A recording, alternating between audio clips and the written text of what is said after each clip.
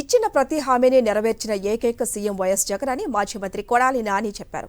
ఒక్క హామీని అమలు చేయని మోసగారి చంద్రబాబు అని మండిపడ్డారు. 20,000 మంది గుడివాడ ప్రజల సొంతింటి కలను సీఎం జగన్ నెరవేర్చారని హర్షం వ్యక్తం చేశారు. బాబు 1 ఎకరా సేకరించినట్లు నిరూపిస్తే రాజకీయాల నుంచి తప్పుకుంటారని సవాల్ విసిరారు. దమ్ముంటే టీడీపీ నేతలు తన సవాల్ను స్వీకరించాలన్నారు కొడాలి నాని. 4వ విడత వైఎస్ఆర్ ఆసరా కార్యక్రమంలో 5,62 లక్షల ఆసరా చెక్కును లబ్ధిదారులకు అందజేశారు కొడాలి నాని. 14 ఏళ్లలో నేను రాజకీయాలు వదిలేసి వెళ్ళిపోతానని చెబుతున్నా. ఎవరికన్నా ఒక పేదవాడికి ఇల్లు నిర్మాణం చేసి ఇచ్చానని చెప్పి చంద్రబాబు నాయుడు 14 సంవత్సరాల్లో చూపించినా కూడా నేను గుడివాడలో పోటీ చేయను, రాజకీయాలు వదిలేసి వెళ్ళిపోతా.